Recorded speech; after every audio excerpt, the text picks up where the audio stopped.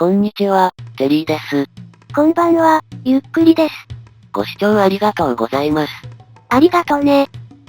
さて前回はようやくダイヤ防具一式が揃いました。次は廃校拠点に移動してカボチャ採取と木材かき集めです。それにしても拠点から拠点の移動がだるいわよね。1キロあるんだっけ？いずれのトロッコ実績解除も兼ねて、準備でき次第トロッコ導入しようと思ってます。さて収集ブロックですが現在は32個で、直近ではアイアンゴーレムで色付き羊毛3つが入手できます。その3つではいざ140の高さを確保したら、ぼちぼち深海の底で砂とイカスミ回収を目指す予定です。イカのスポーンする高さの少し下まで行けるわね。そういえば今は海底が砂利で覆われてるらしいのだけど、砂取れるのかしら？多分大丈夫です。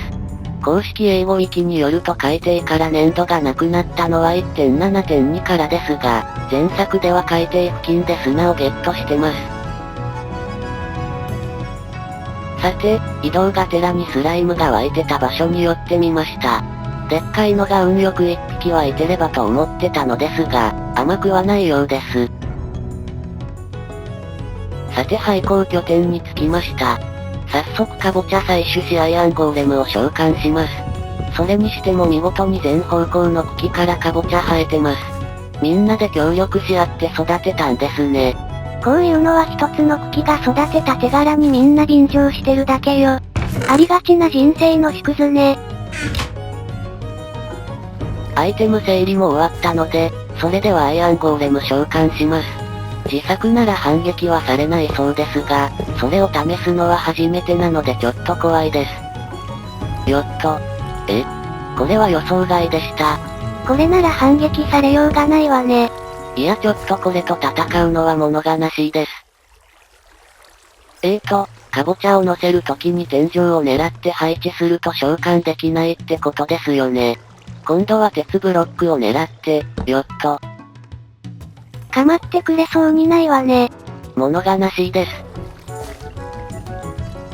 要するに鉄を置き直さないといけないわけですか。今度は召喚成功です。さて、襲ってこないと信じてます。信頼関係の第一歩です。大丈夫、かほども聞いていないようです。でもすっごくこっちを見てるわよ。できればよそ見してほしいんですけど。まあ作業と割り切って倒してしまいます。信頼関係もへったくれもないわね。またダメでした。前のと合わせて4体倒してポピーたった一つです。5体目で2本ゲットしました。6体目は1本ゲットです。そして7体目でさらに2本ゲット。ここまでにしましょうか。4本あれば将来タンポポを入手した時に橙色の羊毛分まで足ります。あとカボチャ畑は少し整備しました。今までの植え方だとぎっしり生えた時に畑の向こう側まで通り抜けられないんですよ。スイカ畑を奥に作る予定ってことかしら。さてでは、レシピを忘れないうちに羊毛3色作ってしまいます。ちなみに色付き羊毛についてはかなり昔、16色の羊牧場を作ったことがあります。何かドット絵でも作ろうかと量産体制を整えたのですが、クリーパーに爆破されたので今度は猫の量産に力を注ぎ、そのあたりで放棄してしまいました。なんで湧き潰しせず猫に頼ったのよ。なんとなくです。色付き羊毛を作るついでにベッドも作り足しておきます。スライムブロックが入手しづらそうなので、手に入るまでの塔の落下防止対策用です。落下防止にはなってないわよね。落下死したことが夢になるので、まあ正確には現実逃避策です。さて、これで3色揃いました。ではぼちぼち廃校探索に繰り出します。目標は木材3スタックとスイカです。結構長く潜りそうね。拠点近くの大空洞はまだ後回しで、廃校の奥に侵入していきます。廃校の広がり具合を確認しないと。前作で散々廃校に潜ってるし大体はわかるんじゃないの？今のところまだ溶岩海の高さ付近まで伸びてるのを見つけてないんです。生成仕様が変わってるのかも。宝箱だ。湧き潰しの後確認します。毒具もいそうです。ほんといた。まあ落ち着いて平地で戦えばってフェンスが。まあ、ウィッチと比べて毒の継続時間が短いのが救いです。今主食の焼き魚は隠し満腹度が3あるので、ハート回復しつつなので焦ることないです。焦ってるようにしか見えないのだけど。さて、スポナーは後回しで宝箱を見てみます。スイカの種来た。完璧じゃないですか。これで廃校さんでお目当てだった新ブロックは全部揃ったかしら。揃ったはずです。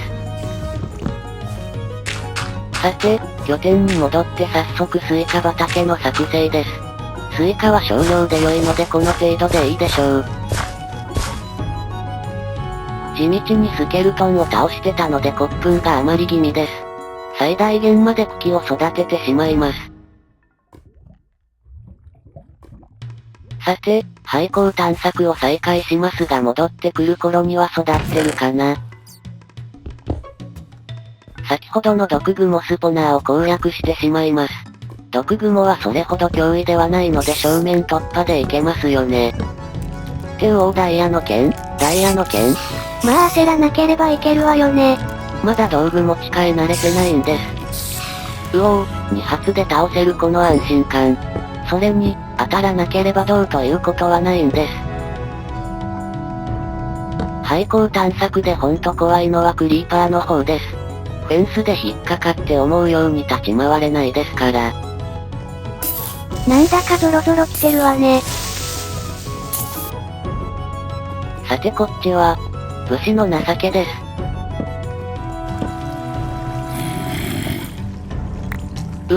剣を持ったゾンビは油断できません。相変わらず人参落としてくれないですね。まあ仕方がないですけど。さて、ぼちぼちスイカが育ってるかも。木材回収したら拠点に戻ります。戻ってみたら一つだけ育ってました。早速収穫してみたのですが入手したスイカは5つ。ブロックまであと4つ足りません。まあ木材がまだワンスタックほど欲しいのでもう一度廃校に潜ります。今度は拠点からまっすぐ西に進んだ方面を攻めてみます。高さは十分すぎるほど緩和してるので、多少小高いエリアも躊躇なく進めるのがありがたいです。ちなみに今回までの廃校探索エリアを座標確認しつつ見てみたらこんな感じでした。でも、これだけ探索して溶岩海付近の高さの廃校は相変わらず見つかっていません。このバージョンでは廃校が低い位置まで伸びなくなったのかもしれませんね。つまり、序盤で高さをあまり稼がず素で掘りしてた頃の努力が全部無駄だったということね。まあまだ断言はできませんが、もしそうだとすると廃校発見まで想定以上に長引いたことも納得いきます。さて、拠点に戻ってきました。スイカは一つですね。かぼちゃ生えすぎです。よし6つ収穫です。最初のと合わせて9個に足ります。比較的入手しやすいブロックはここまでですね。他の狙い目は固形石と干し草の俵、レッドストーンランプ、スライムブロック、雪といった感じです。今入手したブロックで塔を伸ばしたら海底付近を探索する頃合いです。リスポーン拠点へ行く準備も終わり、新ブロックを回収してたところでうっかりしてました。あ、スイカ壊したら少なくなっちゃうわよね。はい。無事に4つの破片に減りました。でもちょうど新しいスイカが鳴っていたので大丈夫です。リスポーン拠点に移動します。一応またスライムの湧いてたところに寄ってみましたが、やっぱり湧いていません。残念です。さて、リスポーン拠点に着いたところでおやすみなさい。長距離移動で疲れたので今日はぐっすり眠れそうってもう朝深い睡眠だと夢すら見ませんね。多分近いうちに落下死する夢を見れるわよ。どうせ夢見るなら平和な夢を見たいんですけど。なら、お花畑の夢とかいいわね。さて、お待ちかねのタイムです。まず採れたてのスイカで新鮮な糖に。いざという時の食料になるわね。そんな理由で糖を壊したくないです。続いて紫色の羊毛、クリーパーとアイアンゴーレムと雲の合作の塔です。あら、ラピスはテリーが採掘したんじゃなかった？気持ち的に最後の一つを使ったということで。ここ渡る時がちょっと怖いんですよね。はしごあるので大丈夫なんですけど。やっぱり桃色が先かな。どんなこだわりなのよ。まあこれで幻の羊の塔です。羊要素ゼロだけどね。